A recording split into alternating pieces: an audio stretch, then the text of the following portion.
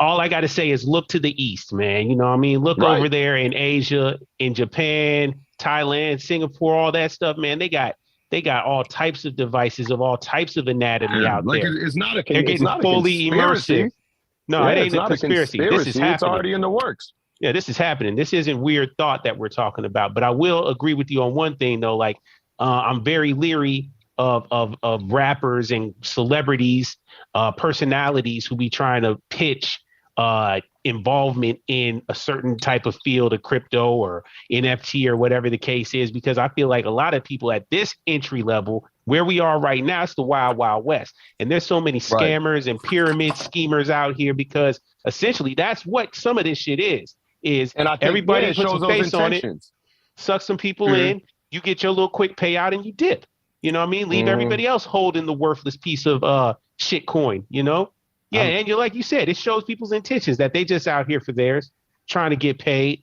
I'm gonna wait till the metaverse is real popular and everybody's really, really linked in, and that's when I'm gonna start robbing homes. Oh yeah, that's it. Yeah, exactly. Yeah, there you go.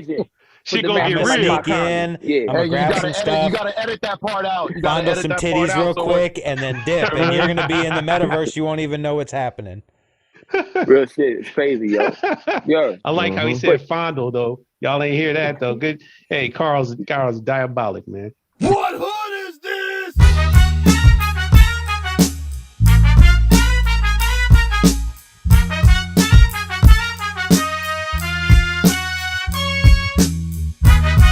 The Abyss Podcast, hosted by Lukey Cage, with Karl and PrimoJAB. You know what I mean? What hood is this?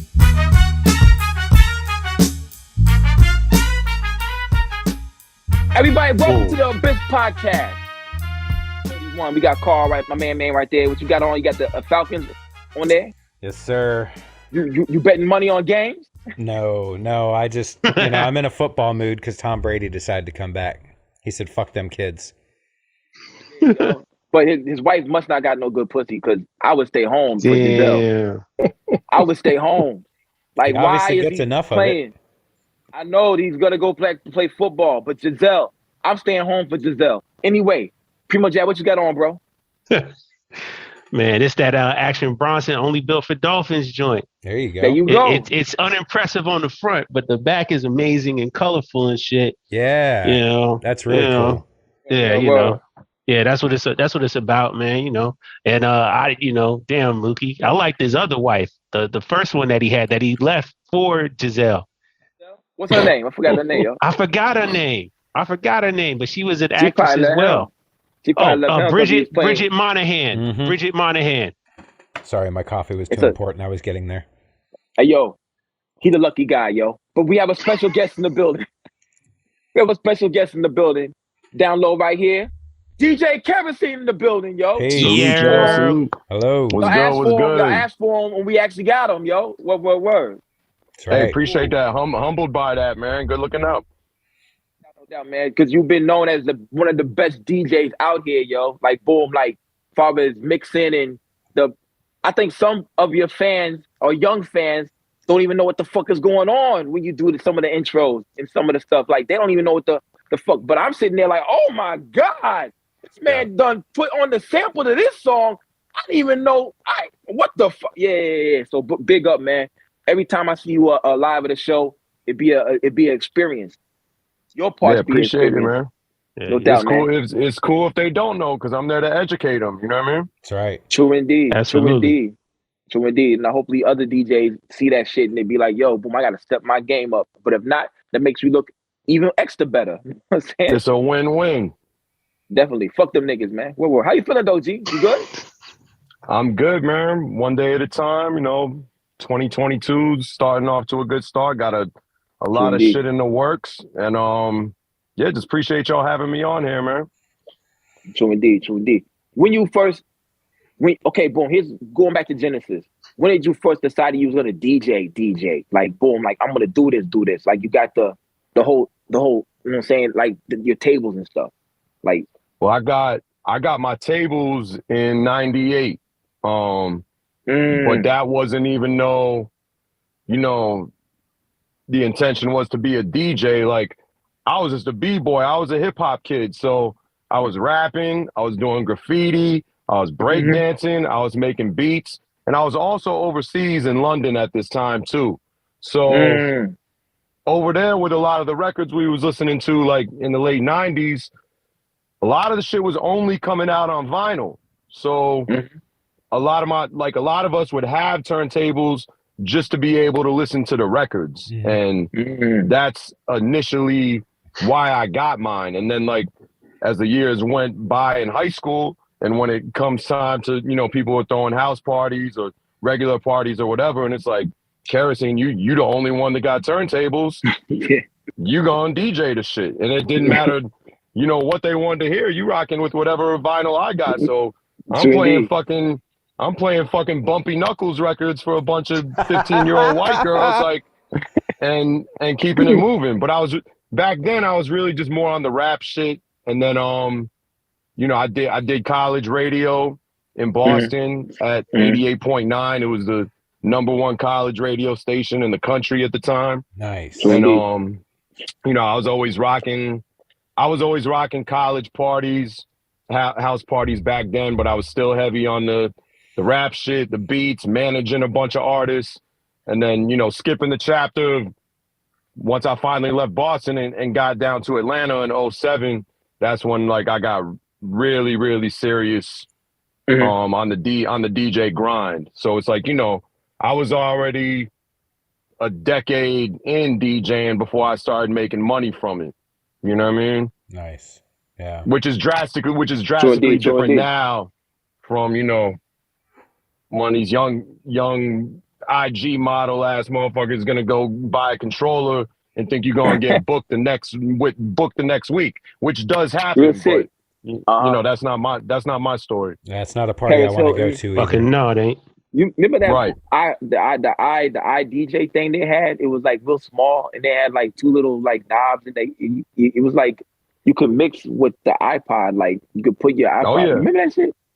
Yeah. I was like, what type of sacrilegious, blasphemous travesty is this? Then I saw Paris Hilton at a festival in front of 50,000 people, just throwing her hands up, doing that. I was like, yo. Push and play on iPods. I used to get real mad. I used to get real bitter about that shit. And it's, you know, it's still definitely sacrilegious to the culture. But on the other hand, I kind of just had to reach the point where it's like that shit, like you said, it just makes us look that much better. And it definitely devalues the craft and sets a bad example. But those motherfuckers never gonna get the calls we gonna get. You know what I mean? So it's just like it separates the amateurs from the seasoned veterans. You know what I mean? Absolutely. Like I used to get mad about it, but I'd just be wasting my time at this point getting in my feelings about it. You know what I mean? True indeed. The equivalent for MC to me is like rapping over vocals. Like if they don't really mix, rapping over vocals for us is like the same thing. Like, dang man, I thought this dude was like ill, then all of a sudden he come up here and just do karaoke with his own song. I'm like, oh. But then I had to let that go because go ahead, Carl. Go. I kind of look at it more like a Milli Vanilli situation. Like you're not even doing anything. You know what I mean? Like if all you're doing is just like playing off of a lineup, I mean anybody can do that shit. DJing is a whole different art. It's, you know. Definitely, yeah. Yeah, you can't fake that. So it's someone actually doing something and someone else just pumping their fist up pretending. That's no different than what Milli Vanilli did. Right. But let's be honest. There's a demand for it though, and there's it's terrible. There's a demand for the bullshit. There's people that will give it a pass, but you know, the advantage over that people like myself have is that shit just comes and goes. And it's just like the people that are taking that route are in it for the wrong reason anyways. And you know, that related to my reason for even getting into it. Like I always say, I never thought I was gonna make $1 off of this shit. That's right. Getting to the point where it's like, started making a living for it. And like I was talking to Lukey earlier today, like, you know, just being able to pay my bills off DJing for like the better part of 2 decades now is wild. But that's not why I got into it though. It just kind of worked out that way. You know? So indeed. Now you a master. You know what I'm saying? You a master, a master teacher, you a master builder. You got Always it, a student though. Always a student. That's right. You know? always learning For new sure. stuff. That's that martial arts talk right there, son. Like where. But I was gonna say, let's be honest. Jay Worthy rocked that shit, and he didn't rap over one instrumental. The whole crowd, all them Bloods, love that shit, yo. Carl in the front row, all them Bloods, they throwing up gang signs. They love that shit, and he didn't rap over one instrumental. He rapped over his vocals the whole time, yo. Word, and they loved it. If that's what his audience wanted, then that's what they wanted. Then he got Going into it, I wasn't aware that that's the route that he was going to take. But you know, it's not depending on how close I am with the artist. Like, I wasn't in the position with that show in particular to coach him or tell him what to do. You know what I mean? Like, I'm just here to provide my service. You know what I mean? And it was definitely a different vibe than I'm used to. It's definitely like, you know, as Matty O has described it, like it just felt like a party on stage. It really did, yo. Hell yeah, it did, yo. You know, it's different. Matty O actually addressed that too, and I think he's 100% right. The energy that he puts behind his stage performance allows that without people really questioning it, because he is up there just fucking around, having a good time. And in a sense, that's really all you really kind of want at that moment. You're just kind of having a good time with him. So, you know, I think it definitely works. And I'm one that normally I'm pretty shitty about somebody rapping over their own vocals. So, no doubt. You know, he definitely pulls that shit out. And just on my end, like, it's just up to me to just be on my toes and stay prepared. And that's just kind of like where the veteran shit kicks in, you know what I mean? Not to toot the own horn, but, you know, that's just all what my responsibility is. Yeah. True indeed. Well, before I let PrimoJAB and Karl have some more questions, yo, how much music you got on your drives, yo? Like terabytes? Yeah, multiple terabytes, and that's just on the laptop. You know what I mean? Like, on the laptop, I used to DJ. Like, I probably got, you know, a few 100,000 songs on there, but, you know, in a few, you know, they've already started to transition to the DJing off of streaming and, you know, being able to have access to any song you need. But and MP3s and all that, you know, they on their last leg. I don't know how much longer they're gonna be around, but just as far as having exclusives or someone sending you something straight out of the studio, or even with live shows, just having instrumental versions, show tracks, like those that's not on streaming services yet, but who knows what'll happen in the years to come. True indeed. Yeah, I'm glad you brought that up, because if you want to be professional about your craft, rappers out there, you have to send the DJ the MP3 or the WAV file with the vocals not on there, yo. But yeah, a lot of people are rapping over their vocals now, but the good ones, they ain't rapping over them vocals, yo. No doubt. And shout out to the dude that was wearing the astronaut suit at the Benny show. Shout out to that dude right there, yo. He was hot. Yeah, that's Astro right there. His name is Astro? His name's Astro. He I want to say he signed a Young Thug. So that one makes sense. That makes perfect sense. Right. Word. Got it. I didn't know what the fuck was going on. Lukey just thought he was some crazy dude that wore spacesuits. You know what I mean? I had no idea either. We was at it's the Benny the Butcher show, and they had like 13 opening acts. So I'm sitting 17. There looking 17. Holy shit, yo! Accurately. Yeah. So dude came out in the astronaut outfit. I looked up at KEROSENE. I said, and he said, I'm like, oh, I don't know. In my mind, it was so hot in there though too. Like, this nigga gotta be stinking, yo. He gotta be. Yo, he bet he put on deodorant. I hope he put on deodorant, man.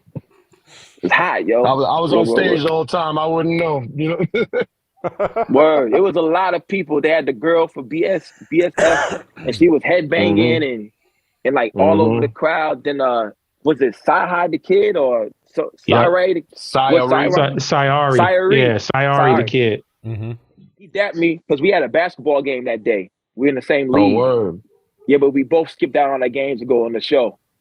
I was like, hey, you play today? I said, nah, I didn't go. You played your game? Nah, I didn't know. Did y'all win? I don't know. Then we went back up to the stage. Like, yeah, it was pretty cool, yo. Yeah, That's what's that up, was a man. good show. Yeah, that's a good show, yo. Boom, boom, boom. PrimoJAB, Karl, I was being selfish, man. I asked too many questions. Y'all go ahead. Nah, you ain't being too selfish, man. I mean, that's what we here for, man. I mean, we honored to have you with us, Hell yeah. Kerosene. I mean, Likewise. especially, man. Look, man, it was only right to bring you out here, man. I mean, I think in Atlanta, it's a guarantee that you're gonna be at all the shows that are fit for our culture. You know what I mean? That are the ones that we trying to see. The shows that matter. Well, I ain't gonna see y'all. You know, y'all be going and hating on Maz, though. I get it. I see what you're doing there. Yeah, well, you know, I say hating, but I digress. I don't mean hating. You know, I mean, you know, I love y'all. It's I ain't all talking relative. about y'all hating. It's all relative. Mm-hmm. You know But what I mean? it's all relative. Exactly. Thank you, Kerosene. That's the diplomatic way to put it. What I was gonna say is, I mean, how did you create, I guess, this lane now where you're the go-to dude? How do you build relationships? Do you get gigs from people who have gone to other shows in Atlanta and be like, yo, who is this spinning? I need him to spin for me, because we all know Atlanta's a crossroads where you get everybody coming down here and going to like Karl and Lukey are saying, all the same shows that matter, right? So it seems like I would assume you get recruited from there because you always going crazy. I mean, give us an example of like how some of the relationships developed. Like, did you bump into people just on the street or whatever? I mean, how does this happen? No, you took the words out of my mouth with saying like the go-to guy. Like that was definitely what I wanted to become in this lane. And like I said, like I moved down here in 2007. I've gone in depth, you know, on some other podcasts with just my start to my DJ journey down here and like dabbling in a lot of different lanes down here. But just coming, you know, my London era and my Boston era, like, you know, just my resume, my track record, my knowledge, and my expertise in this lane, in this boom bap world, like, that's always been true to heart before I came down here. Like, that's who I am. And I just took pride, like, in this market, knowing that, like, I'm not going to have as much competition as I would if I was still back up in Boston or New York or whatever. So I'm going to double down on that. So even when I was doing I was lucky enough to come down here before that gold rush that you're talking about. Yeah. And before social media. And, you know, I was rocking at a lot of hood shit. I was rocking a lot of trap parties. I really like, you know, cut my teeth on Peter Street at Slice and 255 That's right. and the Mark and other parties like that. But there would always be, I would, what the kids say, I understood the assignment. I would play what I needed to, but I would always slip in my type of shit. Yeah. So then whether it's the promoter of the night or there was some college promoters just hanging out there, like I got this example, like, you know, like they'd be like, yo, you throwing on a Beat Nuts record at like the peak of the night at 1 a.m. Like no one does that down here. Like, and then that would pique their interest and their curiosity. So like, I remember I'd be at Slice and there was this, this college promoter named the C Students. And this is like 07, 08. And, you know, I'd be playing whatever was popular at the time, but then I'd be slipping in like, I don't know, some J. Rue records or something, you know what I mean? And then this cat would follow up with me like, hey, I'm bringing Slaughterhouse out here. Hey, I'm bringing Pat Div out here. Hey, I'm bringing this dude from LA named K-Dot out here. Like, you know what I mean? Like, or we did, I did a show for Big Sean at like a California pizza kitchen where we had to fucking plug the audio in through the surround sound speakers, but it was just them having that little glimpse of like, all right, this dude's legit. This dude has a knowledge of this lane, and that created some trust, you know, and then it just kind of snowballed from there as far as the relationships go, you know what I mean? Yeah. And then just not knocking the shows out one by one and just knowing the music and being true to it. Like at the Jay Worthy shit, I didn't know Styley was gonna show up, but you know, I know as a fan, as a genuine fan of this lane, I know that he dropped the album with Apollo Brown like 2 weeks prior. So once I seen his face in the crowd, I just set a little folder aside, pull his music up just to have it ready. I didn't even know if he was gonna walk up on stage, and that's like once I started doing the shows, it was that knowledge and that expertise just kind of made it snowball. You know what I mean? Yeah. Yeah. And then yeah, just relationships. And like my man Burn One from out here said in an interview one time, it's just about not being an asshole. You know what I Yes, mean? sir. Like if people get along with you and it's genuine and you're on the same page, then they're gonna want to work with you. You know what I mean? Yep. And then just playing the game beyond that, like being able to adapt beyond just what I do on the turntables, like knowing the way around social media, having to do all these, narcissistic ass photo shoots of myself and like just little shit like that. And then the bigger the resume got, the easier it gets to get locked in. Yeah, that makes sense. Yeah, that whole Stally thing was like, yo, it was like impressive. seamless. Because it was like, it's kind of like it didn't take 10, 15 minutes for you to get a song. It was like, boom, he was there, he was performing. That was really, really impressive to me, yo. I was like, yo. That's why I was like, this dude got everything in his arsenal, yo. He got the MAC-10, he got the big old machete, he got everything, he got the rocket launcher, he even got chemical biological weapons in his bag, yo. Cause like, I was amazed that Stally came up on stage. A minute, 30 seconds later, he's performing. Even on the bill. So I was like, yo, that really was impressive to me. Well, yeah, and it takes a lot to build a reputation. And I think the asshole part is kind of a scale tipper. If you're not an asshole, that kind of puts you over the edge. But you've got to have talent and you've got to have knowledge. And, not everybody is going to see him in the crowd and say, oh shit, I gotta pull some of that up just in case.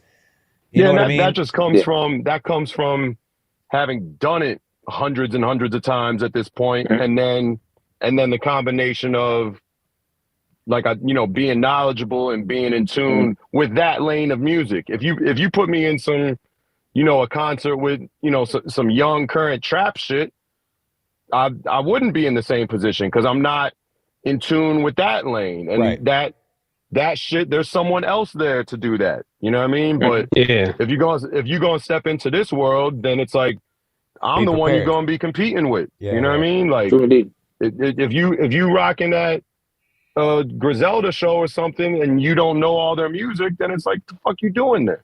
Right. You was playing all the hit records, yo. I get hype off that shit, G. Playing Don't Get Scared. That Mr. Green record. Great like, cuts. yo, I'm like, holy shit. Some of the shit that the new fans don't know. Like they don't even know what the fuck they listening to. Because back then was the best. I remember at the Jay Worthy show, you yelled out something. You were like, they ain't playing this at every show. Yeah, that's right. I remember that. Kerosene. Oh, there you are. Okay. I'm getting some phone calls. I'm just sending them the voicemail. Yeah. But yeah, I remember you had called that out. You're like, man, not everybody's playing this, and you get deep cuts. It was great. Yeah, it's creating it from a fan's perspective. Like, I just want to create an experience where it's like, I'm the only one that you can get this from. Yes. Yeah. You know what I mean? Yeah. So. Yes, definitely. The Hitler's, the Red album, Hitler, was it Hitler 3 or whatever? I think it's 3. When they came out, it was at the Benny show, and they all came out with the red Hitler hoodies. What I say? Yeah, when I DJ'd for Benny that night, yo. Yeah, that's when I realized Benny was a star, yo. And like, that was a really. Oh, West came out too. Did whatever. What is the song he did? Mr. It's T. funny. We were rehearsing. Yeah, Mr. T. We were rehearsing for that show at West Crib like earlier that day, and West break out all those hoodies and. You're like, you got fucking Hitler's face on it, and with the third eye, and he handing them out. He's like, "Hey, Kerosene, like, if I give you this, like, you gonna be confident enough to wear this?" I'm like, "Hey, I'm with y'all. There's gonna be 25 of us wearing these shits." Like, let's do it. Yeah. Word. Yeah, and I was jealous though. I was like, "Yo, y'all got those joints that even came out yet?" Like, what the hell, man? And one dude had the Rebirth joint on. Yeah, and you was the first one to come out, and I was like, "Oh man, they already got the red Hitler hoodies out." Word. Then Matt O said, "Man, I can't buy that. I can't wear that." But next thing you know, he's wearing it. Yeah. Oh shit! Really? Yeah. No, I wouldn't. Yo, I can't. I got on the black stage. one. I would have 100%. I wasn't. You only can wear it at Not shows. to work. That's the only place you could wear it. I can't wear it to work either. Right. You got to be fast with the fingers to get the red one. I wasn't fast enough, man. That's when you had to be fast with the fingers. Yeah, I missed that shit, yo. What else we got, fellas? What else we got? I was gonna say I see you sporting that realist joint. You know what I mean? Yeah, Shout some out. Boston shit. You know what I mean? That's my guys. You know, shout out Rome, shout out Ellie. You know, Big Ellie, my man. That's the A-team, man. Absolutely. That's some Boston love too, right there. Being counted. Okay. Mm-hmm. Yeah, man. That's global, but that's what we do. I see you always have the fly exclusive flavor when you up there spinning, and it's always appropriate for whatever the venue is or whatever the evening is, I guess. Around town, I don't even know if everybody else is familiar. And this around town, I mean Atlanta, you know, Kerosene does other events. Like he's not just spinning at shows, you know what I mean? He has nights. Right. You just finished a night every Friday in that little side street, speaking of Peter Street, the little side door building. That venue is like just a hidden little cut. And I only found out about it because I happened to be following you, but I didn't even realize it was like an every other Friday thing. Is that what you like to do? Like, do you like to spin the in the cut type of spots, or are you spinning like the major like day party type joints? What's your preferred venue? Oh, I've seen you at a Mazda too. Wait, where else? Maybe a Mazda once. I don't know. I'm a little all bit over everywhere, man. There's some joints I don't, that I fortunately don't even have to promote. But yeah, the spot you're talking about, Parlor. Parlor, there you go. I had a residency over there coming out of the pandemic. But that's also like some relationship shit. Like my man Alfonso, who owns that, like damn near owns the whole street on Peter half Street. the block. And right. So that's like that comes from me rocking on that block for a decade plus, and then when he opens his spot, and if it's the right fit, and if I don't have to play nothing that I don't want to play, and I can be true to myself, and I'm compensated properly, and it's dope, and it's like this is outside of shows, like this is the way I pay my bills, is my full-time grind. So Sean and I just did the Think Biggie party there. Yeah, I saw that. I was out of town. Thursday. I missed that. Yeah, I did Benny's album release party at Slim and Husky's that afternoon. Yeah, that was raw. Then we did Think Big that night, and then every Friday I'm currently at Hip and Hops. That's the first black-owned brewery in the state of Georgia. I'm over there every Friday. Definitely plugged in with like the beer community out here, and my man Swerve from Drought Season plugged me into Hip and Hop, so they're on a weekly basis.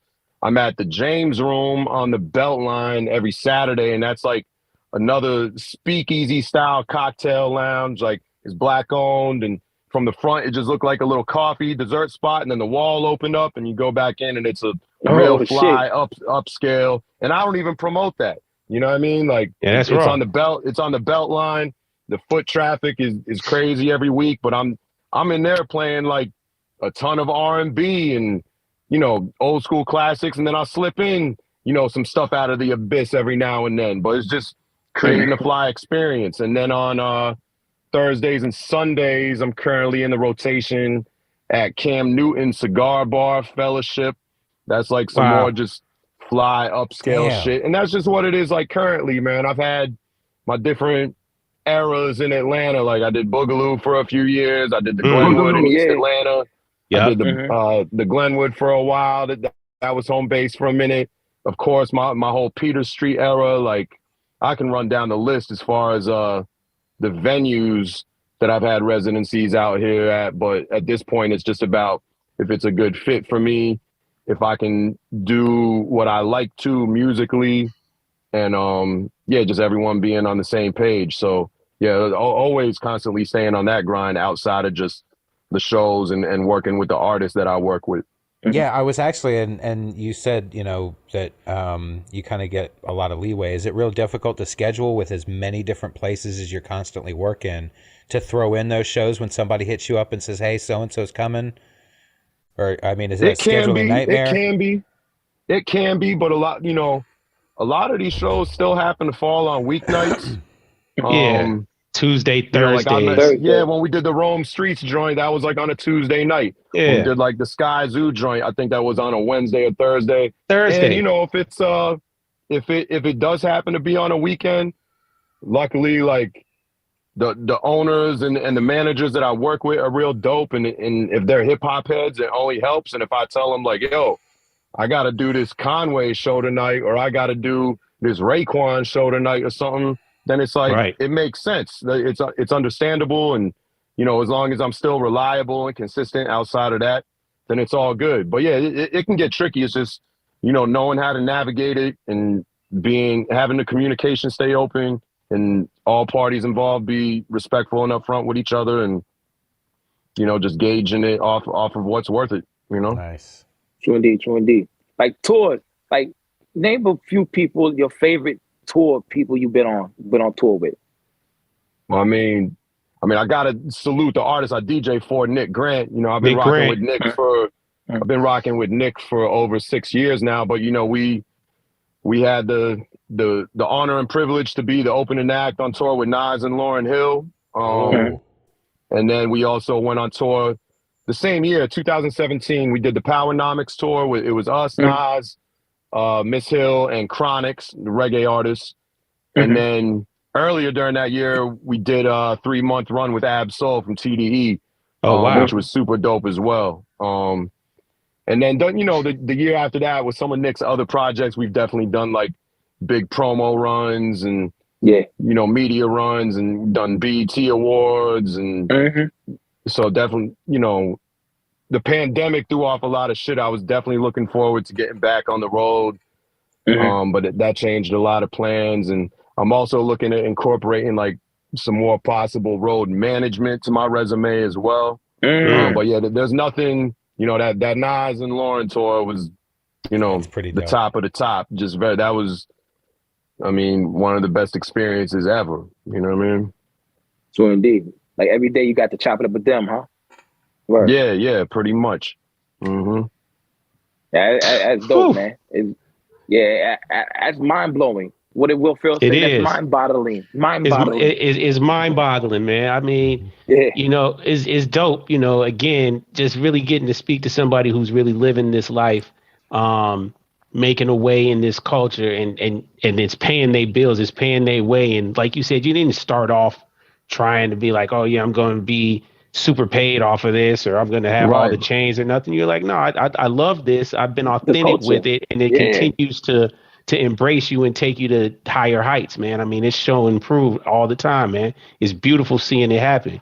Definitely. Yeah, and then just, you know, adapting to each different chapter. I mean, one of the most important things that tour did for me was it's just kind of brought everything down to earth, because like Nas always been my number one favorite and all that. And okay. You know, we linked up with him. You know, Nick had already had a relationship with him, and then when we was on that run with Ab Soul, like we were in LA, and we just ironically happened to be there the night Sweet Chick, Nas's restaurant on Fairfax, was opening.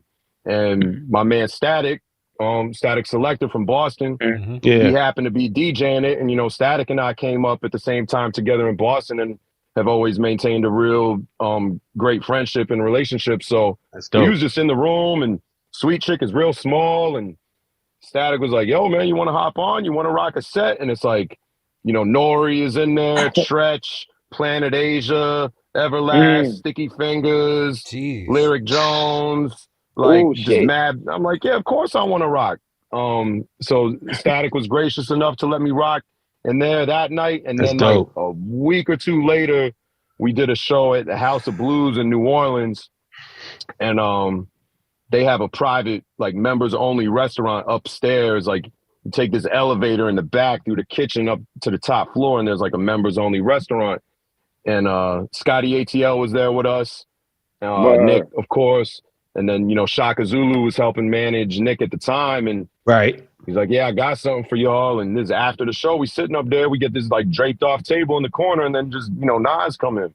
And like that was just the wildest night, because we had dinner with Nas for like, you know, 4 or 5 hours, and that just that was mind blowing. But then that just started bringing it down to earth, because I'm like, I'm shooting the shit with this dude about hip hop and all this other shit, and it's just like I'm talking to one of y'all or any one of my homies. Yeah. So it just like it kind of changed it humbled me and it changed my approach, like, and just after that, and a lot of people being in this shit for the wrong reason, as far as, oh, it's for the look or being starstruck. Like, at this point, it's just about working with good people, man. You know what I mean? Like, and yeah, that Powernomics tour, like, yeah, being around them every night, like, at first it was bugged out, but then by the end of it, it's like, now that shit feels normal. You know what I mean? Yeah. And then now, even at the point I'm at, like, now I got different priorities for what I want to get out the game. And now I'm, I was mentioning to Lukey earlier, like, I'm exploring non-music, non-DJ, and non-hip-hop related hustles to diversify the portfolio. And I'm trying to be in a different space lifestyle-wise and financially. And, certain things about the game that used to excite me doesn't excite me anymore. But there's new parts about it that excite me too. Just being an example for the next DJs or rappers coming up, that it's like you can stay true to yourself and make it work too. You know what I mean? Yeah. Indeed. Peace to the sun, moon, and stars, man, woman, and child, all that, yo. Go over there to the Patreon page, subscribe to the Patreon page, the Crime Faces of the Biz podcast, know what I mean? You get exclusive content, extra videos, content from me and Karl, and some other things. If you subscribe to our different levels, you get free stuff, know what I mean? Every month you get free stuff, like a mug, a sticker, a hoodie, some ill shit, know what I mean? Shout out to Crime App for this right here. But yeah, go over there and subscribe to the Patreon, y'all get some exclusive content, like a video I did about Tochi, know what I mean? I call him Tucci, but his name is Tochi. But boom, I thank y'all for all watching this podcast, watching it, tuning in everywhere. Go subscribe to the Patreon, know what I mean? Boom, boom, boom, boom, boom. Get more exclusive content from me, Karl, and PrimoJAB, know what I mean? Boom, peace and love. Back to the podcast. All about That's admirable, man. Elevation. All about elevating. And like you said, like, always a student, a master turns into a student. Learn that new martial arts, yo. Yeah, that's you right there. Yeah, I'm trying to do the same thing, man. Yeah. Because this shit is always changing. You know what I mean? True indeed. Change is the only constant out here in the world, man. Things are always gonna change. Well, Doom said, no matter what, you're gonna learn more shit. You ain't done learning. Like, you're gonna learn new shit. Yeah. I had to learn how to do Zoom on my phone today. Oh, word. There you go. You're killing it, man. You're doing great so far. Yep. Yeah, no doubt. This shit is. I wish I would have invested in this shit before the pandemic. Because you did. Yeah, I bought some Zoom stock before. It's shit now though. It crashed. It is. Yeah, the highest it was like 578 a bop. Now it's down to like 104. I bought it at 63 though, so I'm straight. I'm cool. Lukey, you should have bought that Kroger stock. I still got it. I should have. I should have. I think Zoom is a good technology. I should have bought a Squid Coin too, man. That shit blew up. Like Squid Game, that shit was like point 0.11. It was like 0.001137. Then it went up to like $8. I was like, yo, these nerds.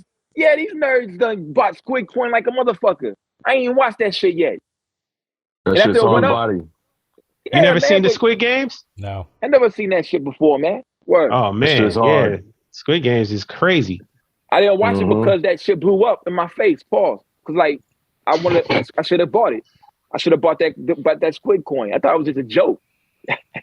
It was, but that's the thing. I haven't wrapped my head around that shit yet. But the show, crypto, man, it's worth peeping, man. I'm gonna watch it, yo. But the crypto is weird. But yeah. What if I don't know, man. I'm gonna watch the show. Fuck the crypto. Man, all crypto is people have taken it to like, hey, we put the value into something. We say what's worth something, right? So everybody's decided to start minting their own coin, right? All these different people have created these intangible devices they call coins. The only thing that's worth something is what's tangible, what you hold in your hand.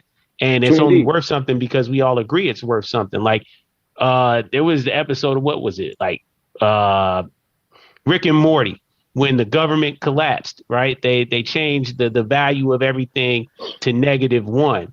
So once everything became -1, like the galactic standard was -1, they started going to war with each other over pants because they said now pants are the most valuable thing to have out here. People assign value arbitrarily. You know what I mean? Like think about it. Yeah, it's the value, the value part. Like I definitely understand the blockchain concept and I get it. the ownership concept, but it's just, it's just kind of like this hype beast mentality around it. And even now when I see, I think like some of the artists are like hopping on the metaverse and virtual shit too soon before they actually perfect it and get good at it, just to try to, be on the wave. And I do think that's the direction everything is going. I think it's inevitable, but it's just like when cats are doing listening parties and this and this and that, but it looks like fucking Sim City from '97. Like, oh yeah, that's not dope. Yeah. It's not a dope experience, or it doesn't look dope. But cats just want to be like, yeah, I want to be the first first. Metaverse shit. I'm on this metaverse shit, but I'd rather Draco did it. Yeah, I'd rather really educate myself thoroughly about it and, bring it back to that concept that I said, like create an actual dope experience around it. You know what I mean? Absolutely. Absolutely. I think there's definitely going to be in the next, I'd say 3 years, you're going to have the ability to interface and actually start throwing parties in there. One of my guys, DJ Mod, I'm not looking forward to it. It's coming. It's coming, man. You're going to put on, inevitable. You're going to put on the goggles, and then you're going to step in there and you're going to have your deck set up, and you're just going to see your hands, and you're going to be doing everything. People going to put a bodysuit on. Yeah. Oh yeah. It's already happening, man. I've seen, and look, all I got to say is look to the east, man. You know what I mean? Look over there in Asia, in Japan, Thailand, Singapore, all that stuff, man. They got all types of devices of all types of anatomy out there. It's not a They're getting fully immersive. No, it ain't a conspiracy. This is happening. It's already in the works. Yeah, this is happening. This isn't weird thought that we're talking about. But I will agree with you on one thing, though. Like, I'm very leery of rappers and celebrities, personalities who be trying to pitch involvement in a certain type of field of crypto or NFT or whatever the case is, because I feel like a lot of people at this entry level where we are right now, it's the wild, wild west. And there's so many scammers and pyramid schemers out here because essentially that's what some of this shit is and I think everybody puts a face on it, suck some people in, you get your little quick payout and you dip. You know what I mean? Leave everybody else holding the worthless piece of shit coin, Yeah, and you're like you said, it shows people's intentions that they just out here for theirs, trying to get paid. I'm gonna wait till the metaverse is real popular and everybody's really, really linked in, and that's when I'm gonna start robbing homes. Oh yeah, I see. Yeah, exactly. Yeah, there you go. She gonna get real. Sneak in. I'm gonna grab some stuff. You gotta edit that part out. Bundle some titties real quick, and then dip. And you're gonna be in the metaverse. You won't even know what's happening. Real shit. It's crazy, yo. I like how he said fondle though. Y'all ain't hear that though. Good. Hey, Carl's diabolic, man. I like that idea though. Yeah, y'all go in the metaverse. Use your bathrooms, not flush. That's crazy, yo. Wow. There is the article out there where a woman says she got repeatedly gang raped in the metaverse. Yes, I actually heard about that. I heard about that. Hey, yo, turn the computer off. Thank you. All right, well, how did this happen to you, lady? She jumped in and like 6 guys just grabbed her and started having their way with her. But how? I mean, take your goggles off to stop. It's so easy to stop. How are you traumatized? You decided to sit there. Oh no, what's happening? You can't feel it, so you're just looking around it, and the graphics Where are you probably trying to put 8-bit. that? It looks like you're getting assaulted by a Minecraft mob or something like that, man. Like, come on, bunch of block dudes. Yeah, a bunch of black dudes. Oh yeah, Like, come on, man. Yeah. You better take your headset off. Up. Rape is not funny. It's no joking matter. Just that simple. If you're in the metaverse, take your goggles off. Male or female. And mental health. Yeah. Mental health is the bigger issue here. Take the goggles off. There you go. Fuck all that silly shit. Would you? That shit is wild to me. It just showed me people are insane. People, they are. I'm like, right when I was reading, I was like, pretty fucked up. It pretty fucked up. It's the first thing you think to do in the metaverse is to start raping people. I mean, like, Really? Yeah, that's a whack plan. I would have been trying to fly or There's something some crazy. creeps out there, man. Nah, Oh, we established cool. that. We established that, Hey, Kerosene. You should and see the what they more and said more, to the ladies out son, here. man. Hey, the It's more and more I bad in the think I'm world. weird, the more I know I'm regular. You know what I'm saying? I thought I was weird. I thought I was different. But No, the more and more I read, the more and more I go online. That's why I don't be on there that much. Cause I realize I'm regular, and some of y'all motherfuckers is weird, man. Yeah, that shit's an alternate. That shit's an alternate reality. Pun intended. It is. It is. That's But they why want stuff it to like be reality. gold, water, agriculture, all that stuff is not going nowhere. Laundry mats, like that. You know what I'm saying? You can't live without some of this shit. But you can, if the sun has one of them radiation spots, pops off and it hits the earth and it destroys everything electrical, Yeah. you're still gonna need water. You're still gonna need food. You know what I'm saying? Your cell phone might not work and the TV might be fucked up. You gotta still go wash your clothes. Certain things will not lose their value. Gold, Lukey, yeah, there you go. you're a father, right? Have you not seen Pixar's Wall-E? Yeah, of That's course. a long time ago, man. Me and my wife love Wally. That's where it's going. We're all going to be just sitting soft, in the gelatinous room. people that are completely out of shape and can't walk anymore because everything's atrophied, sitting in this little seat, drinking big Slurpees with their headsets on. Yeah, Wally is a very crazy look at what the future could be. That is a good descriptor of where we are going to go. People already conditioned for it, and I just I'm just taken aback. Like when I have conversations with people, whether I'm out or wherever, where it's like, you know, in 5 years, I don't think the norm in nightlife is going to be even people going out like that anymore in person. And like the DJ is going to be damn near non-existent. I'm not saying it's going to completely disappear and it'll always be there for people that want it.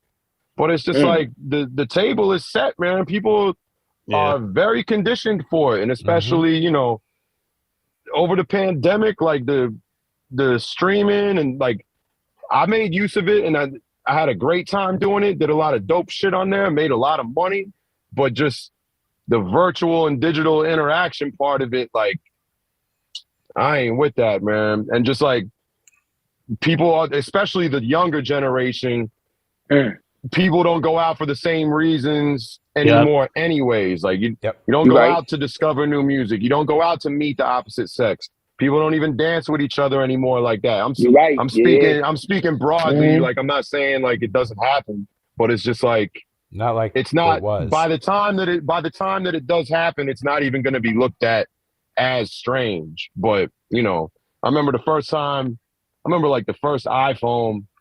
and Twitter both came out in 2009, and I was rocking a party, and it was like the first time I ever saw just someone sitting around just looking at their phone the whole time.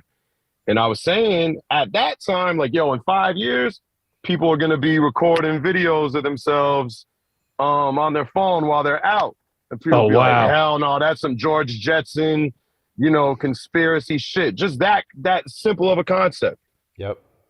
And so it's like I'm not gonna be shocked at all. But 2025, like everyone gonna be plugged into that couch, and the only people outside are gonna be dressed like immature in the see-through overalls. Don't make fun of my overalls. You got them ready. That's right. No one's gonna be able to see them because they'll all be invisibles. Oh, they're gonna be plugged in. See, you really in the future. So when I'm robbing your house, you won't know that I'm wearing see-through overalls. Bluetooth enabled, robbery mode activated. Don't take selfies while you're out. Like these dummies out here. Don't go on drive-bys and take your camera out and go live on Facebook. Now. Check it out. The 45, I think the only way we can save this is from like the 45-year-old, 35-year-old parents to actually live in the 90s, who actually bring it back to 90s raising children. The kids at my high school right now, they ran my high school basketball coach out because they said he was toxic. Get the fuck out of here. You yell at kids, they cry. Yeah, you yell at kids, they cry. You yell at them. I remember my coach yell at me, and the same high school coach yell at me, grab me like this right here, and like it was normal. And I played so hard. Nowadays you do that, you're gonna go to jail. That builds yeah. character, man. There you go. So the ones that actually went through that, who ain't pussy, they'll see that and they'll be like, okay, that's how we were raised. We're not, because the ones before us, the 50-year-old, the 55-year-old, those, I think sometimes they got picked on. They didn't want that shit to happen again to their kids. So they raised the other generation kind of soft. My sister, she wants to put a petition to bring our old basketball coach back because it built character. We all have jobs. We're not locked up. We're doing good. Like, and I remember my basketball coach said to my best friend, if you fuck up again, you're gonna get loser tattooed on your forehead. He yelled that in front of everybody in the whole fucking gym, like 2,000 people. And it was like, okay, like boom. Our parents out there, we was cool with it. So I think that generation right there, our generation of kids, might bring back a little bit of human interaction if we parent well. Because we'll raise them like us. You know what I mean? Does that make any sense? Hard times. Yeah. Hard times Hopefully. create hard men. Hard men create soft times. Soft times create soft men. It's cyclical. Yep. Absolutely. Yeah. And everyone wants to be comfortable all the time. I mean, correct. That's one of the downsides of this, like, you know, this whole mentality of like, you know, good vibes only, and just, you know, whoever, if you don't make me feel good at all times, like I'm cutting you off instantly, and I deserve everything all at the same time. Like, it don't really work like that, man. Like, Now, I'm just warning everybody, we're about to cycle into for real hard times because there are way too many soft men out here. Well, that's and I exactly. don't mean, I'm just talking people. Yeah, you're talking about in general on the planet Earth. Yep. I understand that totally. That's why, you know, it's unfortunate. And when I say it, some of y'all gonna jump down our throats or my throat, and I accept all the blame. But that's why you got war, man. That's why, you know, every once in a while, war has to happen, because just like Karl said, you have warriors who go to war. They see the tragedies and the horrors of war. So they create a generation that's safe, that doesn't have to experience those tragedies and horrors. And then by creating that generation that's safe and soft, they create a generation that's even softer than them. Like, oh yeah, there's no wars. You live free out here. But then that generation, that third generation, they're maladjusted. They don't know how to deal with conflict and adapt and interact with each other. So because of that, misunderstandings occur quicker. The strong people who remain say, we can take from you. And then the cycle begins, man. Again, that's how it goes out here, man. And it's a disservice to not allow adversity into our lives, because adversity is what makes dope. Yes, you know what I mean? That's what builds character. Yeah, character, 100%. But evolution, everything. We thrive in adversity. We come up, we become better because of how we're tested. Only the strong survive. That's a thing. It's not just a word. And it's big. It's unfortunate, but people think it's mean when you're not accepting of certain things. But no, there's an evolutionary reason why you don't fuck with puss ass shit. There's an evolutionary reason. But I digress. What do I know? And there's there's more than enough things to distract people from adversity right now too, to just constantly comfort you. You know what I mean? So. The path of least resistance out here, man. It's the path of least resistance. Convenience.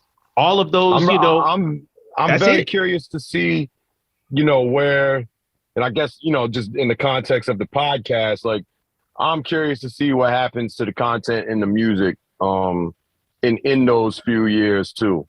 Like, if society has to get hardened up again, if this virtual shit takes over, you know, just the future of a lot of the street rap and sonically, like, I think we're gonna see some crazy shifts, man.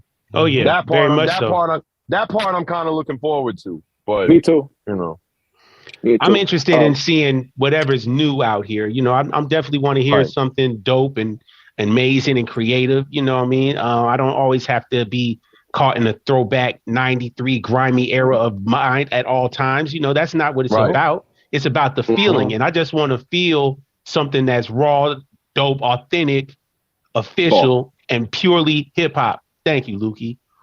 You're welcome. Hey, yo, boom. I remember when the last thing I heard to me that was like sonically crazy to me that I loved, was Danny Brown, Triple X. That shit blew my fucking mind. Then he started making all that club music where you want to go like this and do drugs. I didn't do no drugs, but like, yeah, that was like sonically a change to me. You know what I'm saying? But going back to what we said earlier, my father always told me, we as men are judged, we as people are judged by how we react when things are going wrong, not when things are going right. Yep. That's right. You know what I'm saying? That's like, 100% what the fuck true. you gonna do when you broke? You know what I'm saying? What you gonna do when like your girl don't love you, gonna leave you? How you gonna act? Like you're gonna stand on your own too? But that makes good music, and art absolutely is supposed to reflect real life. So if art, that's why you're hearing all these sad kids and their music is horrible because they're on drugs and they're chemically unbalanced and they want to do screamo and you get a little Xan, you get a little I don't know, little perp, a little little fentanyl, I don't know, triple red, trippy red, the emo shit. Yeah, the emo shit. Because they're really fucked up. They fucked up. So their art is reflecting real life. I just don't like it because I never wanted to be a custy. And they custies. 100. You know it's not relatable. It's not. I don't want to be sad. When I'm sad, be sad. Something make me happy. Or get money. I don't want to be giving my money to get drugs or give me a Mike Tall lemonade. Didn't you just write a song that made me want to cry? But that wasn't about doing drugs. Or fentanyl. I mean, there's shit. There's joints on this Conway album that got me emotional when I heard it. Oh my God! Ain't nothing wrong with sadness, and everyone feels it. But like you said, everyone deals with it in a different way. And then sometimes, like hearing the sadness on songs like that, it's almost like some like, damn, like I can appreciate this and like. Fucking when you going through it, you're not alone, but then you still get that fucking, man up and toughen up balance to it as well. You know what I mean? Yeah. That's what I'm talking about. I'm not talking about I'm on this lean and I got a bean and I got a Xan in my hand, but my girlfriend. I ain't talking about shit like that. I sound like anyway. But yeah, on that the stressed That's out a hot song with Conway, coming soon. when he talked about he lost his man. And he had the fucking the miscarriage. Yeah. Right. I was like, that's yo, big. I thought about my kid, yo. I was like, holy shit. Shit hit hard, bro. Like, yeah, but that was a really good. Matter of fact, that's my favorite song on that album right there. But that's I fuck with that one heavy. Stressed Out is dope. That is he had a couple ones that be sad. The title track, man. Yeah. Yeah, it's a good album. We about to pull out the. Okay, so all right, here we go. Let's go ahead and start the fun and games then. Which one? Yeah, exactly. Since we're here at that place, which one are you feeling better? Tana Talk 4 or God Don't Make Mistakes? I'm gonna say Tana Talk 4 is my instant favorite. God Don't Make Mistakes has grown on me. That's me. That's my hot take. I'm not. This ain't a cop out. Like I'm not gonna pit them against each other. Like that's not really how I like to look at it. Tana Talk 4, like I'm still. I thought they topped Tana Talk 3 somehow. Yeah, and I'm rocking with it now. The Conway album, like Wes had played me a lot of those songs, like in 2019. Like I'd heard a lot of those songs back then, and then they'd made changes and had added features but like they were sitting on a lot of that shit for a while. But I remember hearing it years ago back then, like, damn, this shit, the vulnerability and the emotion, and just for any of the skeptics, like talk, all the content is one dimensional. I was like, I can't wait for this shit to come out. One trick pony. And then even years later, when it finally did come out, I'm like, this shit is hitting me the same way that it did the first time I heard it. So I was like, all right, this is gonna stand the test of time right there. So I can't pit them. I can't pit them against each other. And it's just the themes of the album are the themes of those albums are so different. And Benny shit, I just love seeing him kind of take the Jay-Z route where it's like, all right, now it's the content isn't I'm still in the streets, which he's not, and he's talking about it from that angle and talking about it from the angle of being successful in rap now and being successful legally now. And like, so I mean, those definitely my two favorite projects of the year so far. I know it's like there's some bias in it, and of course Nick shit. Welcome to Loveland, but you know, I know there's bias, but I mean, it's like nothing else. Ain't nothing else I've been bumping. Nothing else I've been bumping that regularly. Like I listen to a lot of R&B shit, and then I listen to the classics and a lot of soul music, and I'm still, you know, it's so much fucking music, especially as a DJ. Like I'm still sitting with shit that I was fucking with from last year and from the year before that. Like, got 100 albums from the past year. Like, it's a glorious time. It's a glorious time. And hold on, man. Let me put the disclaimer. I'm not trying to make anybody say which one is better than the other or make an actual definite this one's better than this or this is better than this, because I'm just saying in my opinion what I'm listening to, and I was trying to get the feelings on what y'all was feeling for, you know what I mean? And it's exactly the same thing. I mean, I like Benny's thing is instantly dope to me. It just hit instantly. It is what you said. It's tops 10 to top 3. And that's what I wanted. I wanted it to be grimy and slimy and just gutter and dope. And I wanted it to have that feel, and it had that feel. Benny took it seriously, and I wanted it to be better than those Hit Boy projects. And that's why I feel like it sounds like what it sounds like. That was my main reason why I like it so much. But Conway's joint to me, just after what? La Machina, and now getting to this, Conway he's in a different place, man, and it's dope hearing that he's in a different place. This guy don't make mistakes is growing on me heavy every time a song pops up. There were 2 songs that like hit me instantly that I was like, yeah, I'm on that. The first one was definitely Stressed, and then which other one was it? Baba's. I like Baba's too. And and then I like Lock and Load also, the one with Beanie Siegel on it, the intro song. You know, that's dope. I mean, Conway spits Conway shit, man. Conway is the machine, man. He's methodical with this shit.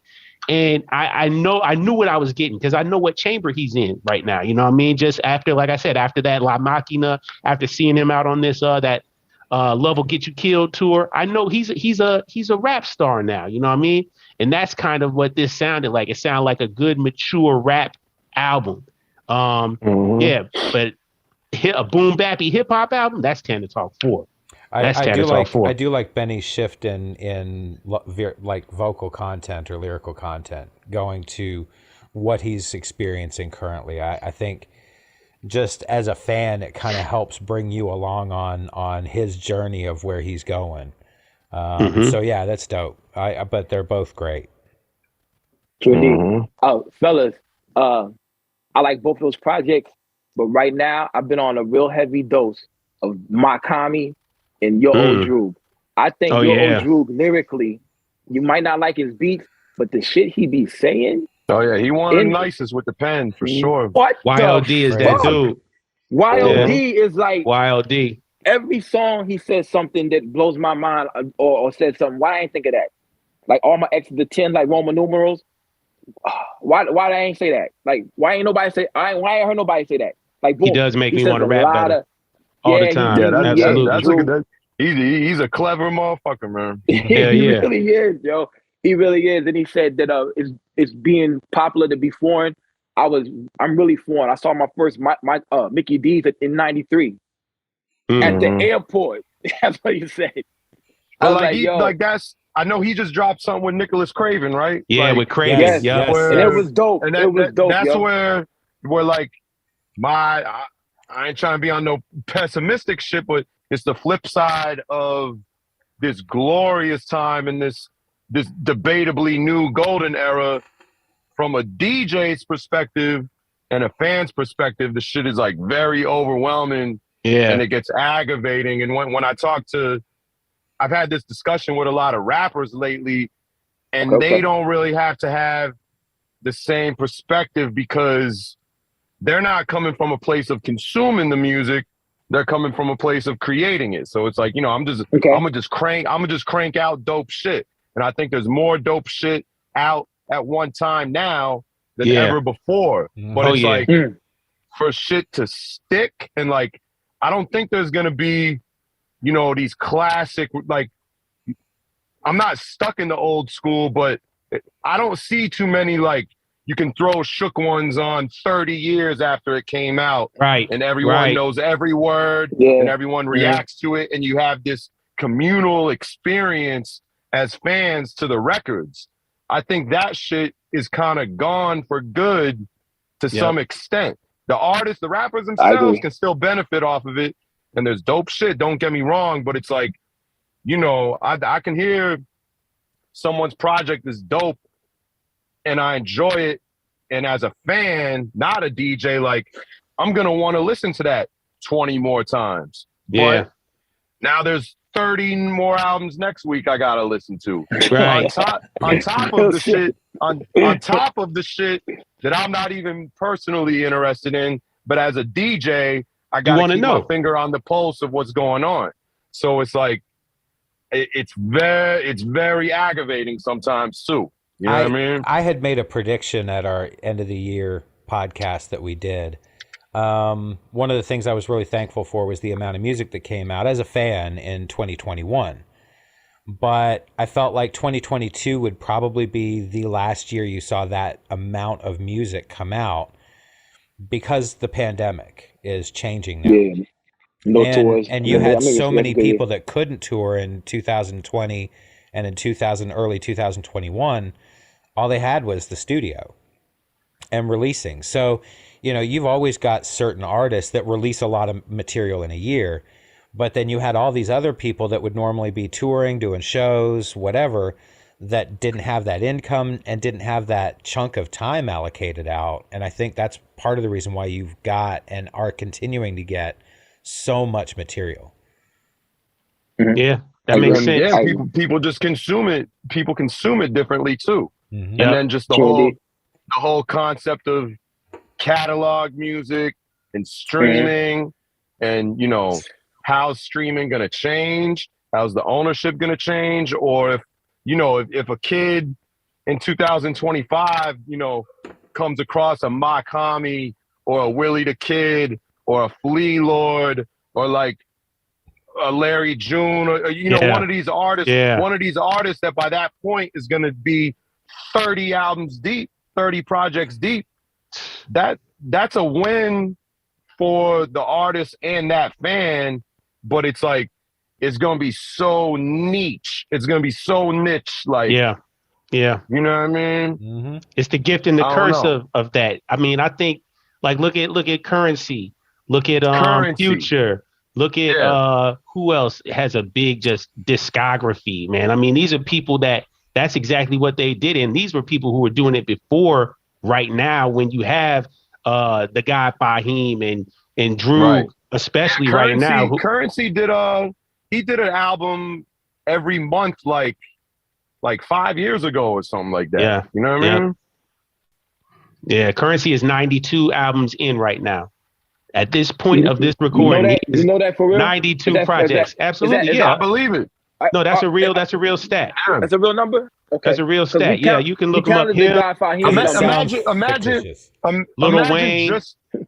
Imagine just finding out about Griselda like now, and then you got 100 projects to dive into, and the quality on all of them is, you know what I mean? Like, it's one of those rare ones where the quality matches the quantity. You know? See, we were fortunate just to have Wu-Tang. You know, we thought we were glorious living when Wu-Tang came out, and then each member dropped one album in a year or two, you know, every other month. You're like, damn, we living in a glorious time. Right. And now you got, you know, like I said, look, Conway got 17 projects at this point or something like that. You know what I mean? That's wild. Benny has 12.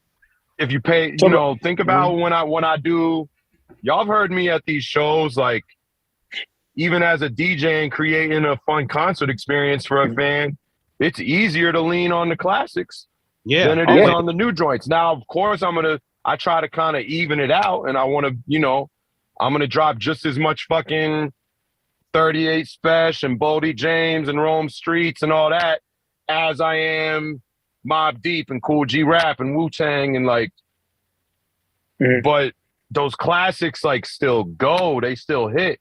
You know what I mean? True indeed. What's one of the new classics that you think is up there, like with okay, you play God Part 3, you know, that's a classic. Anybody hears that, they're gonna go crazy, right? Is Mr. T like that? You know what I mean? Is but then like, you know, that's in our world, like that's in I look at like a Mr. T like as one of those ones, but I mean just on a broader sense, like just in rap, I kind of look at like like in general. I look at Victory Lap. I look at Nipsey's album as like one of the few recent like modern day classic albums. But you know, I would not to say it was like a huge, you know, Billboard charting success with a bunch of club records, but you know, I think years from now they're gonna look at Victory Lap. I think they're gonna look at Alfredo and you know, the Gibbs and Madlib joints. I think they're gonna look at this run that Nas been on, like as classic. But from a DJ's perspective, just as far as like dropping records and getting motherfuckers to react to them outside of our world and outside, like, you know, if I drop a Droog or a Makami or a Rome Streets record and y'all in the building, y'all in tune, y'all gonna know it. We go, absolutely. Like the average fan, like, you know, it takes a different ear now to go out and hear something you haven't heard before and want to enjoy it. Because now a lot of people, when they go out, they're just looking for familiarity, you know? So, girls, a lot of men like to listen to music like girls used to listen to music. I remember at 529, you dropped a Danielson song, and I was like, who the fuck is this? Then this dude named Dime Music and Matt O, they came up to me and it was like, yo, man, something. And one dude had the big ghost shirt on. You sparked a whole friendship by dropping that record, G. Now I'm friends with Matt O and Dime Music. Off that record, this Dime Music had the big ghost shirt on. And I was like, who the fuck is Danielson? So now I'm cool with Danielson, cool with Dime Music. They found out I did a sketch for Big Ghost. Off that one song in between the classics. Yeah. To create an experience. Yeah, there you go. And Matt O is my manager. So like, boom. Hip hop is some of the greatest shit and some of the worst shit. It's like European I remember soccer, like, you know, I've been rocking the Griselda shows for years, and it's just like I just remember because you know I've been fucking with West since it was before it was Griselda, and I just remember seeing Matt at a lot of the shows as a fan, and just like always in the front row, or like sometimes you know I'm getting there to load in, or like yo Kerosene, like just showing love, and then from that it's like this is a cool dude, like he supportive about this shit, and then when you start making the transition into like being active and hands-on and contributing, it's like you know the relationship is already there. Yep. You gotta respect it. You know what I'm saying? Because he ain't a shit bag either, man. Like he was helping. I remember him. He was helping Ito and shit. You know what I'm saying? Like, let me do this, let me do that. Just trying to be a part. So now you know this motherfucker's genuine. He ain't asking for nothing. He's not trying to like, hey, can I get into this show? Can I get 5 backstage? Can I get 5 backstage pass? He ain't doing that shit. Right. So it's like, So it's really good. And that's what the greatest thing about our community is, our little niche community. A lot of good people is in this shit. You know what I'm saying? And no one getting shot and stabbed. You know what I'm saying? It's like pretty good. And we talking about some really, really like fucked up shit in the songs. But ain't nobody getting fucked up, yo. Karl up the front with all them bloods at Jay Worthy, man. Ain't nothing happening, man, with his red hat on. Yeah. No, it's all love. No one's there for that. Right. You know we're there for the love. We're there for the love, support and love, man. And we just get our merch so we can take pictures of it and put it on Instagram. Shit, like it's like how, like boom. They love buying merch. They love listening to music. It's a beautiful time, and I think we got at least 7 more years of it. What you think? 7 more years. Seven more years as far as what? People actually buying vinyl, buying merch, showing up to the show. I think if we as a community, as MCs in the Abyss, work together and not beef. Today I had this little run-in. One rapper unfollowed another rapper, and they both hit me up. Why this rapper unfollow me? If we don't have none of that, then we're good. You know what I'm saying? I don't even pay attention to the fuckery, man. Like, it's just me either. I don't see that side of it, and I don't think that. So I don't think I don't see like that component getting in the way. But I mean, I think we only got a few more years of like in person, like with the merch and the vinyl. It's hard to tell. Because I just don't know where the shit's going to be in like 5, 6, 7 years. You know what I mean? And just coming across like, and it just being genuine. Like, I'll give you a crazy example, man. Like, I came across fucking Pro Dillinger's shit through like a sponsored advertisement on my IG stories. So it wasn't even like, you know, I've heard people mention the names. It was on my radar, but it's like, you know, you hear 1,000 rappers' names a day, and I got 100 rappers in my DMs every day. Like, so I'm just on my stories, and like this shit just catches my ear. And it's like 100% organic, 100% genuine, no cosign, no nothing. And then I go and check it out, and then I start seeing the mutual friends. Then I see like, all right, this dude is really on his grind, but I'm like, the music is hard as nails. Yes. And I'm like, I didn't need someone else to convince me. I didn't need the artist themselves to convince me. And I just don't know. I don't know how much longer shit like that is just going to randomly happen. You know what I mean? Yeah. Like, if that makes any sense. I know that was like a long-winded example. But no, I think it's a great example. Yeah, that's a great example, man. I do think I have hope that it's going to continue. My thought process is, more people are going to catch on, and much like in the early 90s, this is going to be a mainstream thing. This is going to be, you know, it's going to be that underground sound, but it's not, you won't be able to call it underground because too many people are going to be following it.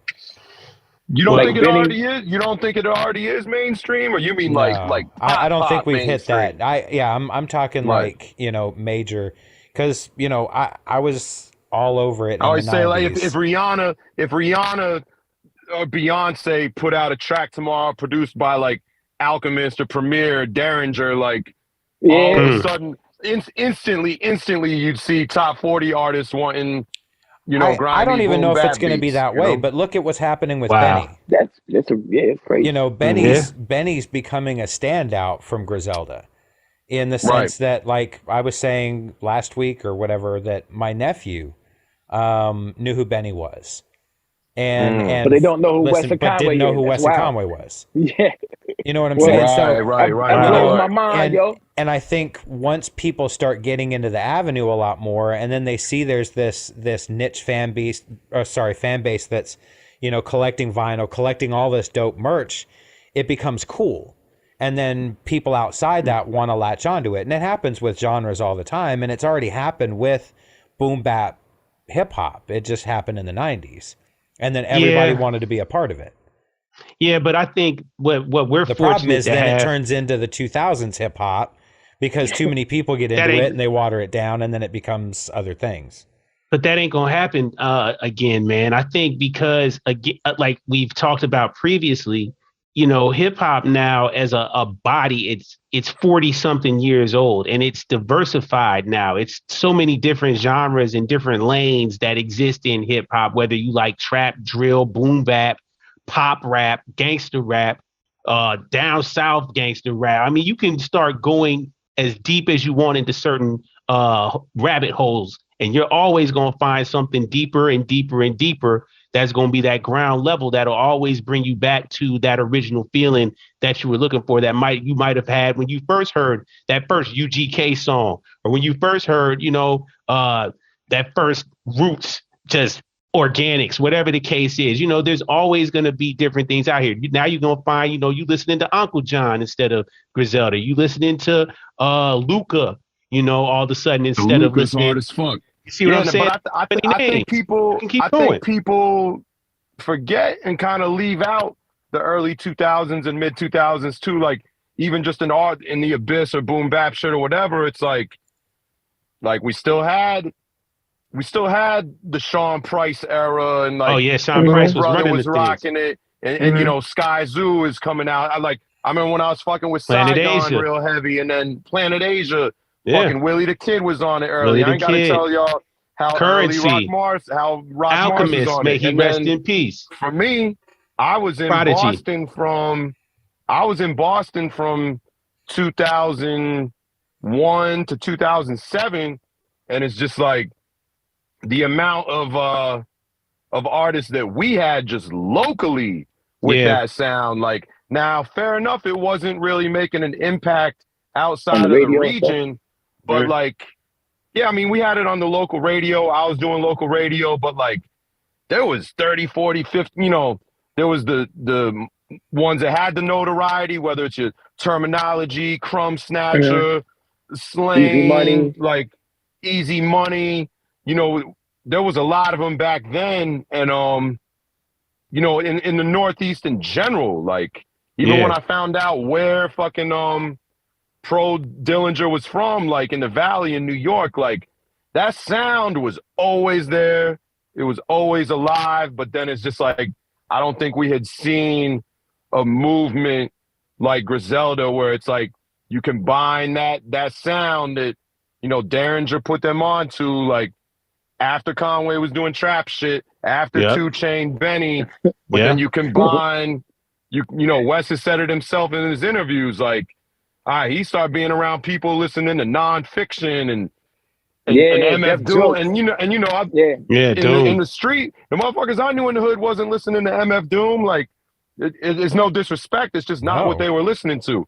But then when you combine the producer ear with that, and then with their story and their authenticity and the aesthetic and the talent, it's just like that just pumped this whole new life force into this lane and kicked the door down. Like, you know what I mean? Yeah. So I don't know. Like, I just say all that to say, like, the early 2000s and mid 2000s was still super dope too, but I think it was just kind of contained in an incubator. Like, it just wasn't in the limelight. It wasn't. Yeah, exactly. And I think you can draw a line from the earliest, late 80s boom bap sound starting, and you can run that line all the way up through today. But what you would find is that line gets thicker and thinner depending on where it was in the popularity, in the world's view, right? So for sure, in the 90s, you would say it was the largest, and it took a fairly steep cut in the 2000s because you had so many other styles of hip hop that were emerging and becoming popular, right? So I kind of feel like the Griselda is the mouth of that river expanding again. And we haven't really seen that full swell of the river really expanding before it starts to close off and become something else again. And that's kind of where I see us in that timeline, is right at the beginning of that next really large boost of popularity that's going to come to this genre again. That's a great description. But I do see, like with what we were talking about earlier, just with where society is going and where the technology is going. I think, without getting into specifics, it's like the streets ain't the same. I think street rap is going to go through a huge metamorphosis too. Mm-hmm. And then it's funny, like even more, if I ask most of these street rappers, they'll tell you personally, like, man, I don't even really listen to rap in my free time. Like, I get tired of this shit too. Mm-hmm. Like I don't want to hear this shit all day. You know what I mean? Absolutely. Like, yep. I'm listening to fucking jazz music at the crib. You know what I mean? Yeah. Like, that's what they saying, yo. We had a Substance on here yesterday. Such a 10, and he's talking about he don't listen to it. Man, I said I listened to Solange all day yesterday, yo. The new album. Like I'm listening to shit to make I love that shit. Dwele, Raphael Sadiq, all this. Oh my God, Bilal. Adrian Young album, yo. Adrian Young did the shout out Adrian Young. I listen to a lot of Adrian Young. He did the Ghostface 12 Ways to Die. And that's like the classics, like the neo soul. But then you get like we got fucking Free Nationals and Lucky Day, and shout out and Ari Lennox and Bosco and Snow Allegra, and like I be on top of my R&B shit too. And when I'm DJing at these spots where it's like 80% of the crowd is like young, attractive women with heels on, like they don't want to listen to what I personally like.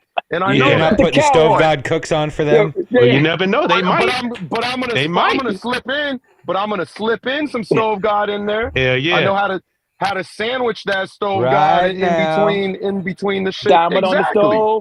Diamond on the stove. Put that on. It's singing. Hey, look. Kerosene. I would love this be there. I would love to be there. I need to be there. I just hear the. I just want to hear the segues, yo. I'm gonna be like, oh my God, he done put the Ari Lennox. Then he put some Stove Guys on after that shit, yo. Yeah, man. There's ways to make it work. Yep. And I know you know how to do it, yo. What you got, PrimoJAB? I was just gonna say, man, I really respect you for never playing that. What is that? DJ Big Scoop. Hands up, all my real life. You know, you've never played that one melody that I hear at every single damn club for the past 23 years. You know that joint that starts off with the Faith Evans cut, right? I never love like this. Love like this, and then it changes to what's the Zodiac sound like? Every fucking DJ, quote unquote sucker DJ, I'm calling all y'all out. They be playing that shit like in the club, and you be like, yeah, it's gonna be this song. Nope, it never is. It's always that same dumbass mix. I hate it, and I've never heard you play it. So I salute you for that. Yeah, I don't think I played that. I'm not gonna played it. I got a lot of homies who probably have, and I'm not. Hey, tell them do better. I'm not gonna crucify him for that one song. But it's just like diplomatic. It's like okay. One of the first. No, it's not diplomatic. Like no. Like Lukey asked me at the beginning, like how many songs I got. Like if you got 250,000 songs to pick from, and like, all right, if you throw that one song on, that's one thing. But what's the rest of your set sounding like? And my thing. And I got to give credit. I always say this. I give credit to the OG Applejack for saying this. But it's these DJs are like on some Wheel of Fortune shit, man, to where if you walk in somewhere blindfolded, if you walk in a venue blindfolded, even if I'm not on the mic or I'm not doing my drops, you're going to be able to tell by the song selection that it's me. And no one else is going to rock it like me. Even if I did throw that one song on. You know what I'm saying? And if I got a 5-hour set and that song makes up 2 minutes out of it, but the rest of it is, unmistakably kerosene, then I'm not gonna be mad at that. But 90% of these quote unquote DJs out here are just clones and jukeboxes. Yep. But they not gonna be here in a couple years anyways. You know what I mean? Say word. You're gonna see, you're gonna see their equipment at the pawn shop, and then you're gonna be like, oh man, yo, I got a great deal on these tables.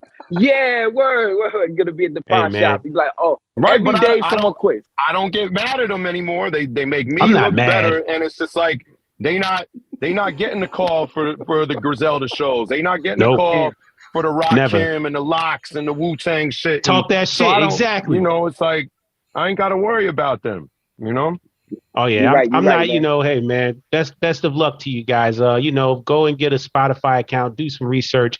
Stop playing that damn song. Nobody wants to hear that anymore, man. But anyway, I digress. But big up to everybody for trying. You know what I'm saying? Oh, yeah. There's a few songs. There's been some songs over the years that, like, I definitely drew the line on. Like I definitely never played no 6ix9ine shit. I've definitely, even before he got caught up. I heard he was in hiding. Yeah, man. Like there's a few things where it's just because it's just if I got to rely on that Paradise? one song, probably at some point. That's cool. Yeah, at least once. Once is acceptable. Blazing. We talking about 6ix9ine. We talking about 6ix9ine. I'm not gonna be doing like the Cupid Shuffle and fucking Oh damn. Like what else? Cha-cha slide, Cupid Shuffle. What's his name? Wobble. You're not gonna play Wobble? Wobble. Yeah, man. I mean, or if you do, you can only play the Webby version. I probably did when it first came out, but it's just depending on the setting. I'm not getting down on all these people. Let me digress, because I'm known to Cupid Shuffle. I'm known to cha-cha slide. If I'm at the right venue and the tequila is pouring, you'll see me out there. 1, 2, clap your hands, all that shit. I'm down, but my mom it got to be the venue. Slide, son. Yeah, me and my mom, we drink together now. So she be like, yo, you got to get up. I'm drunk, so you got to get drunk too. And we going to go out there electric slide and be like, all right, mom, shit. Word. Yeah, that's a party. Yeah. I accept that, man. Like when I go certain places, I don't be dancing, man. I just don't want to hear certain shit. But I do love being surprised. Yeah. I don't be dancing. What the fuck? Yeah, man, fuck that, man. You got to two-step every once in a while, man. You got to move. It's good for you. So boom. At parties, say there's a party like a 50 and older party, they might be like, "Hey, yo, Kerosene, will you put that cha-cha slide on?" I'm not gonna be DJing. I'm not gonna be DJing that currently. Yeah, I'm just. I think he's graduated past the 15-year-old birthday parties. Yeah. But I will say this: 50-year-olds. Oh, 50-year-olds. 50-year-old party. Cha-cha slides for the old niggas. Yeah, it's for old. It's old. Yeah. Word. I'm at that point. It's not even like graduating, but it's just like I'm at that point where I only want to pop out to DJ dope shit. You know what I mean? That's what I was just about to say. And it's no disrespect to the cats that get their grind on, because there's a lot of dope DJs that do this, but they call it the mobile DJ. The cat that you're gonna call for the birthday party, the wedding, the family reunion, the bar mitzvah, like whatever. And that's cool. That's all love. It's no disrespect. But it's just like, I'm on some more trying to push, I hate to use the culture. I know we throw that word around, but push a sound or still break records to some degree, or put people onto dope shit, or have someone like Lukey say like, oh yeah, he played a Danielson record and I didn't know what it was. I made friends. Like, that's what I'm in it for at this point. You know what I mean? And I did all the other shit, and that was part of the come up. And I know great dope DJs who do that shit now. And if that's what you want out of it, that's cool. There's nothing wrong with that. Like, get your paper and all that. But it's just me personally, individually, I'm just in this shit for a certain reason at this point. You know what I mean? Yeah. I didn't mean no disrespect about doing a party. I meant like this. They paid Charles Oakley $25,000 to come cater a birthday. So like, if someone said, "Yo, man, I gotta get Kerosene to play these," and it was a big money nigga to say, "Yo, I just give you 10 stacks for an hour. Just please come out here." And the nigga said, "Hey, Kerosene, did you play the cha-cha slide? My girl." Yeah. Be like, that's an extra 10 stacks.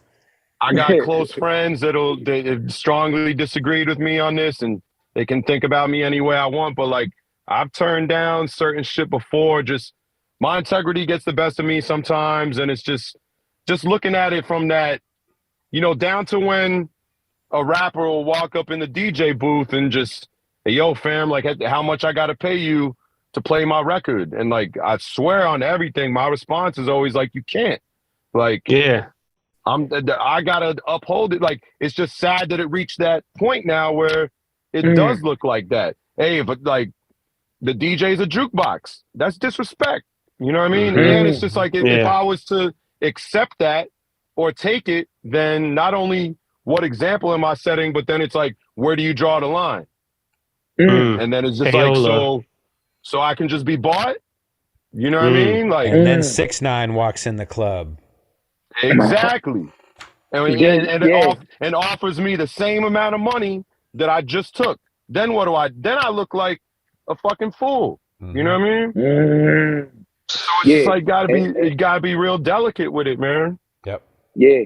And that's probably why people love you right there. Because that's the genuine righteous shit that honestly I'm looking for in people that I mess with and people that are actually friends, not like associates. That righteousness right there and that integrity, You can't be bought off, and you can't do this, you can't do that. No matter what, is that's good people right there, G. And that's probably why Now everybody. I gotta be compensated properly.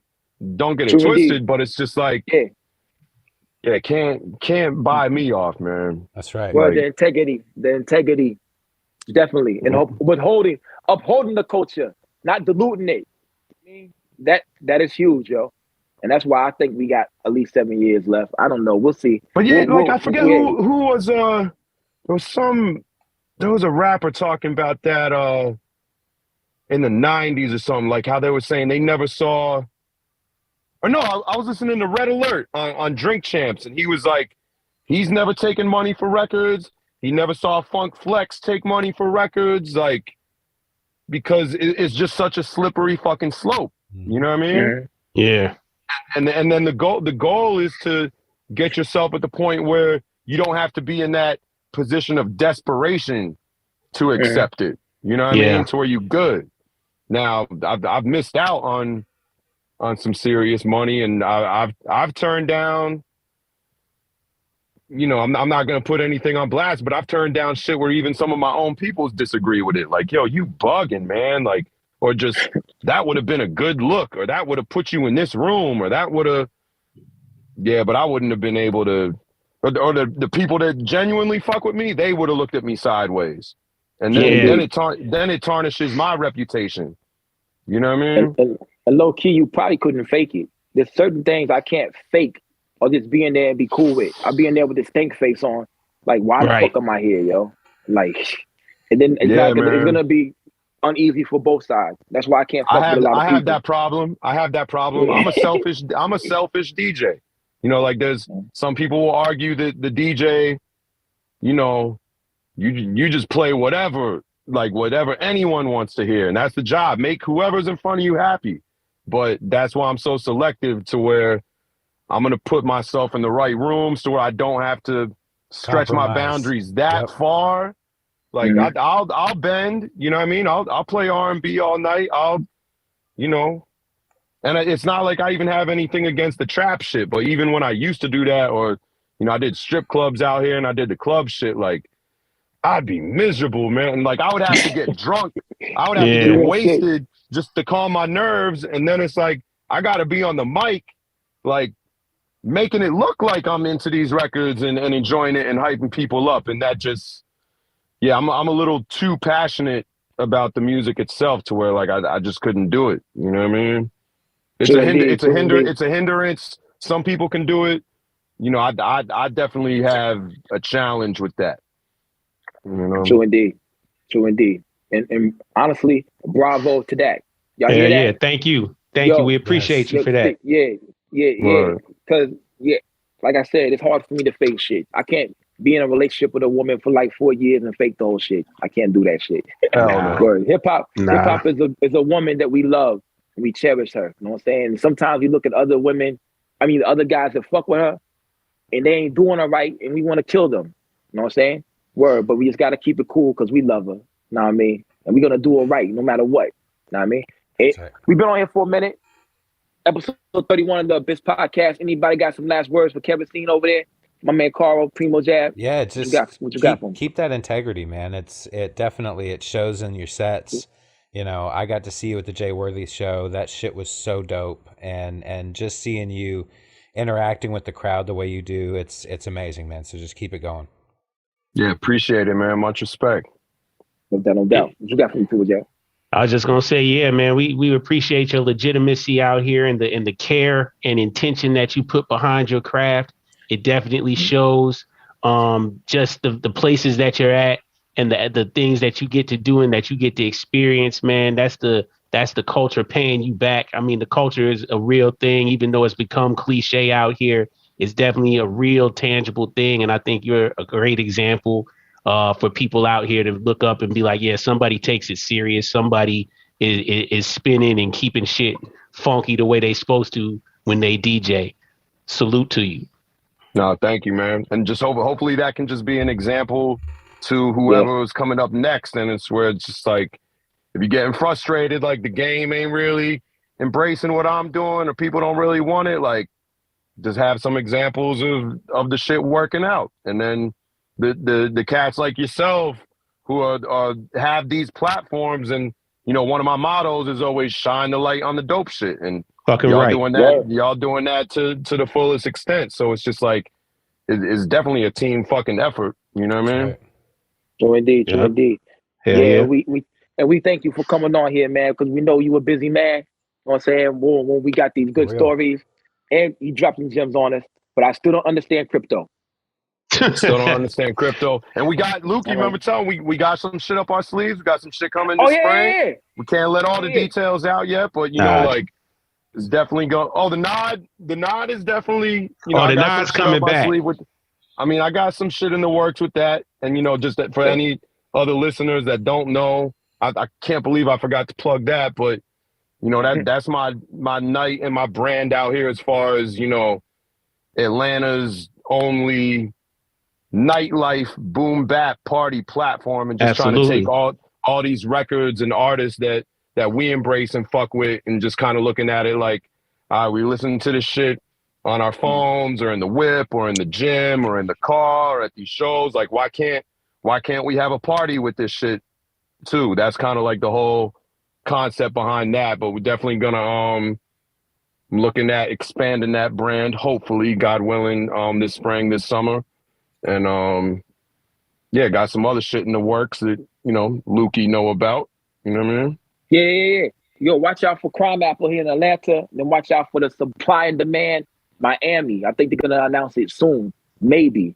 But boom, I think it's a done deal. I'm not sure. We gotta get with Matty O. We gotta get with Mark from Top Shelf Premium. But it's definitely happened. If you can make it down here to Atlanta, anybody, it's gonna be a party. Crime Apple, my dude. Do I got the Crime Apple? My daughter was playing with it the other day. You're gonna probably do some joints off. There you go. It's the classic right here. This is the one that kicked off. Yeah, this kicked it off. Shit. Yeah, it kicked it off, and it's signed by Crime Apple. I ain't selling it. No, it's signed by Big Ghost. Big Ghost, yeah. Yeah, damn. I gotta get Crime Apple to sign this shit. Then I'm gonna sign it. Then I still ain't selling it. Yeah. Love that album right there, man. Yeah, that shit is that the Romans and the shit, and the other one where he did all the drink, another round. My shit is Big Frankie's. Yeah, Big Face Frankie's. Yeah, Big Face Frankie's. Marble Steak. Yeah. That's they had a lot of good joints on here, yo. And I honestly, that's one of the first Danielson songs I heard. Yeah, Danielson went crazy on there. Yeah, then I'm like, then that's another one of my favorite rappers right there, yo. Boom. So watch out, Crime Apple. I think it's all happening in May. We got a supply and demand in Miami. That's gonna be huge. If y'all's there in New York, that was a party, yo, where everybody was there. People didn't perform were there. You know what I'm saying? Uncle John, Ty Ferris, Eddie Kane, Chuck Strangers. And they had pro ever niggas there. Wavy the Guy was out there telling me where to go get the halal chicken. It's gonna be the same shit. Everybody come down there to Miami, support this event. It's gonna be crazy, yo. Crazy. It's gonna be crazy. It's Miami, and it's gonna be hot outside. Come to Miami. Word. I'm gonna get burnt. I gotta get my pectoral muscles up. I'm gonna be out there on the beach. You know what I'm saying? You know what I'm saying? Word. I'm gonna be up. You know what I'm saying? I ain't gonna look like Marlon Wayans. You know what I'm saying? I'm gonna have my trunks on and everything. Boom, boom, boom. I'm gonna be out there. You know what I'm saying? Word. I have that SPH 2000. Yeah, they 22s, but they still go bang. You heard that, lady? My guns are 22s, but they still shoot. You know what I mean? Whatever.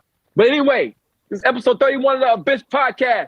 Thank you, DJ Kerosene. Thank you. Hey, thank y'all, man. Keep doing y'all thing, man. Much love.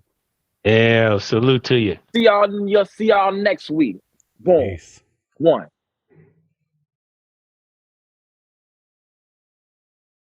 Hey, everybody. Please remember, go to our Patreon. There's going to be a ton of extra content. If you're just going in as a base level subscriber, we're going to give you all of the podcasts with the extra music added into it. You're going to get music videos whenever possible. We are also going to just add extra content in there for the base level. But we will have 2 other levels. The second level is going to give you a lot of extra content. And the third level gives you the merch. So you can get that one-of-a-kind t-shirt that's only going to be available on the Patreon.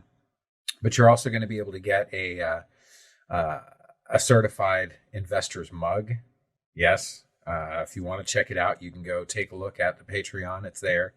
as well as a dope hoodie. So subscribe, follow us, support the podcast, share this information if you can.